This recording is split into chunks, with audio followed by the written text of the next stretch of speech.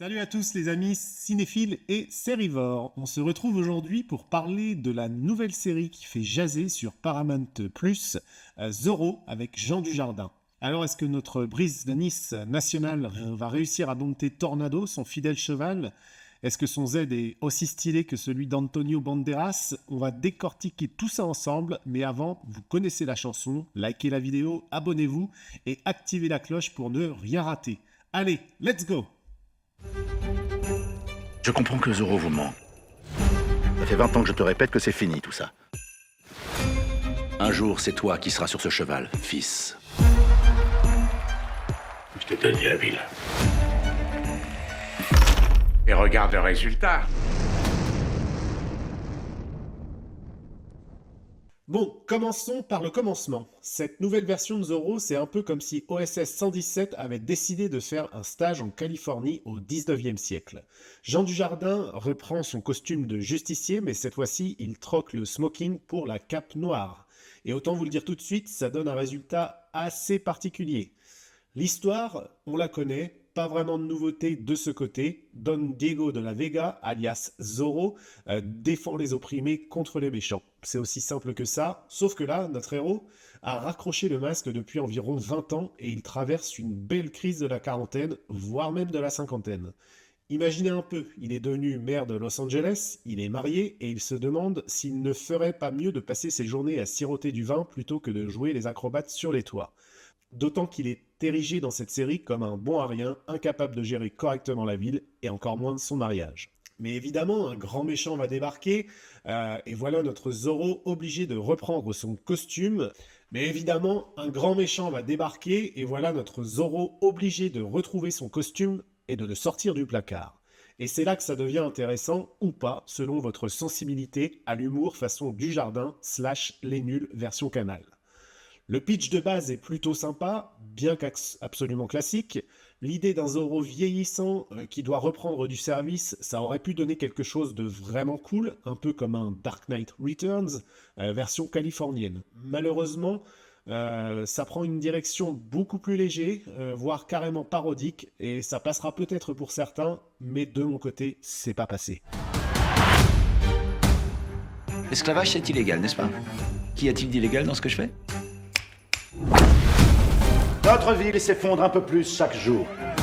Reconstruisez vos maisons! Ensuite, je passerai parmi vous pour récolter l'impôt.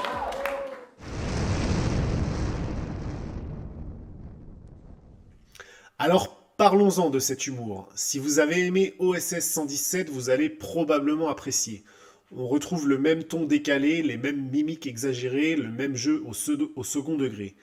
Sauf que là, on est censé être dans une série d'aventures historiques. Du coup, ça donne des scènes où on sourit légèrement, mais c'est surtout assez gênant et assez incongru dans l'univers de Zorro. On casse un peu trop le mythe du héros à mon sens.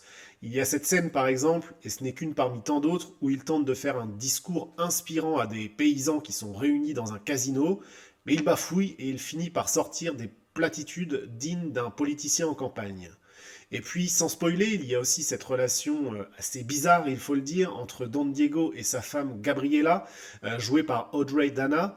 On dirait un vaudeville du 19e siècle avec des quiproquos dignes d'un Feydeau. C'est parfois savoureux, mais ça finit par lasser à force.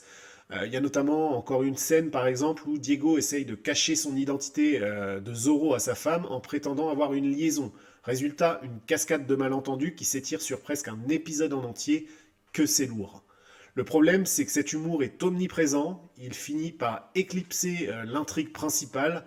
On a parfois l'impression que les scénaristes ont oublié qu'ils écrivaient une série d'aventures pour se concentrer uniquement sur les gags. Enfin, c'est surtout, je pense, qu'ils n'ont jamais réellement eu la volonté d'écrire du Zorro, mais vraiment une parodie de Zorro, entre guillemets, et c'est ce qu'est cette série. Une bonne vieille série française qui ne fâchera personne lorsqu'elle passera sur France Télévisions, car oui, c'est bien là qu'elle terminera en fin d'année. C'est dommage parce qu'il y avait matière à faire quelque chose de vraiment intéressant avec ce concept de Zorro vieillissant, j'imagine. On l'a toujours. Ouais. Essayons.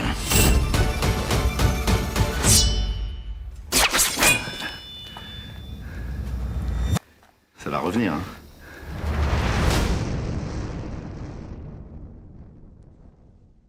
Alors heureusement, tout n'est pas à jeter dans cette série. On sent qu'il y avait quand même une certaine ambition et qui du coup contentera ceux que l'humour trop présent ne dérange pas.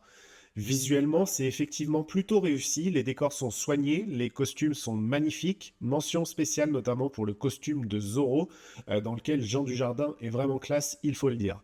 Les scènes d'action, quand il y en a, environ une par épisode, sont plutôt bien chorégraphiées et Dujardin s'en sort plutôt bien dans les cascades. J'ai particulièrement apprécié aussi les plans larges sur les paysages californiens, tournés visiblement en Espagne, probablement du côté de l'Andalousie. On sent que la production n'a pas lésiné sur les moyens pour nous offrir des images dignes d'un western de Sergio Leone.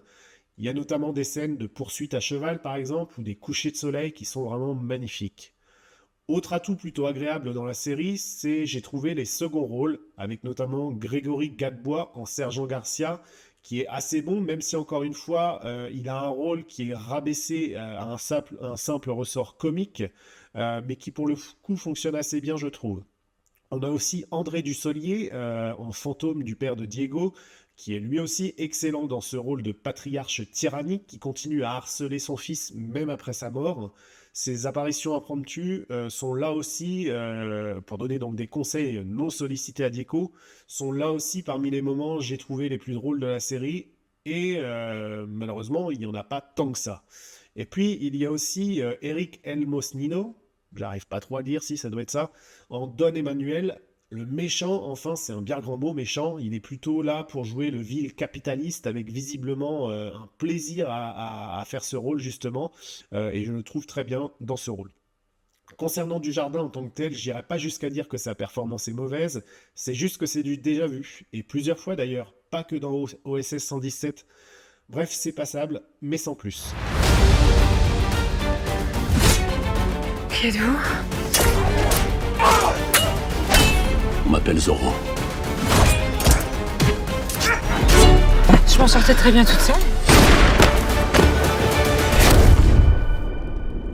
Vous disiez? J'ai une idée. Oui. Si t'avais vu comme elle le regardait. Les gens l'adorent. Il agit à sa guise, sous son petit masque.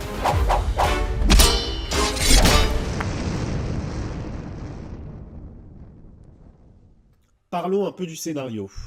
L'idée de base, comme je l'ai dit, était plutôt bonne. Malheureusement, l'exécution laisse parfois à désirer. On a l'impression que les scénaristes n'ont pas vraiment su sur quel pied danser entre le drame, la comédie, et c'est là le véritable problème de la série à mon sens.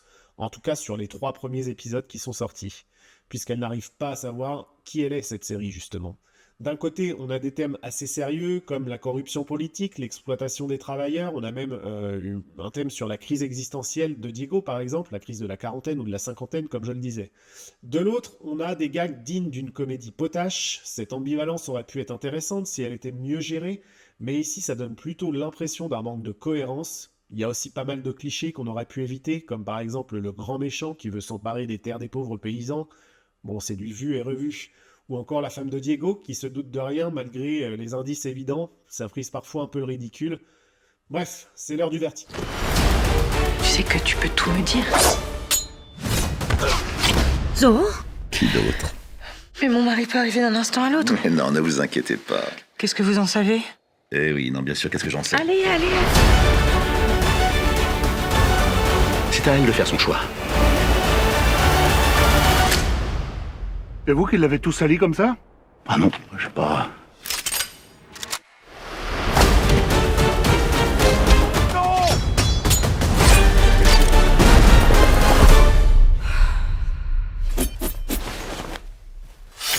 Que faites-vous ici?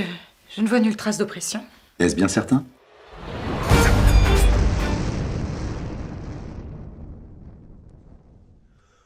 Au final, qu'est-ce qu'on doit penser de cette nouvelle version de Zorro? Est-ce qu'on en avait besoin déjà? Je suis pas sûr. C'est compliqué. D'un côté, on a une série qui ose prendre des risques, qui n'hésite pas à bousculer les codes du genre, certes, mais de l'autre, on a surtout parfois l'impression que la parodie prend le pas sur l'aventure, que l'humour étouffe l'action. Si vous êtes fan de Jean Dujardin et de son humour, vous allez probablement aimer. Si vous êtes un puriste de Zorro qui attendait une adaptation fidèle et sérieuse, vous risquez vraiment d'être déçu. Personnellement, j'ai trouvé que la série avait quelques moments plutôt sympas, sûrement trop rares, mais qu'elle manquait parfois de cohérence dans son ton. Peut-être que les prochains épisodes, que je vais sûrement regarder tout de même, sauront corriger le tir, je l'espère. Je dirais donc que ça vaut le coup d'œil si vous avez du temps, ne serait-ce que pour les effets visuels qui pour le coup sont vraiment très beaux, mais surtout ne vous attendez pas à retrouver le Zorro de votre enfance, que ce soit dans les séries ou dans les films des années 2000. C'est clairement pas dans cette série. Voilà, c'était ma critique de la nouvelle série Zorro avec Jean Dujardin sur Paramount+. Qu'avez-vous pensé de cette série si vous l'avez vue? Est-ce que vous avez aimé ce mélange d'humour et d'aventure ou est-ce que vous auriez préféré une adaptation plus classique? N'hésitez pas à en parler en commentaire. Si cette vidéo vous a plu, comme d'habitude, hein, vous connaissez la chanson maintenant, vous likez, vous abonnez, vous appuyez sur la cloche aussi bien entendu, tout ça. On se retrouve très vite pour une nouvelle critique et d'ici là, portez-vous bien.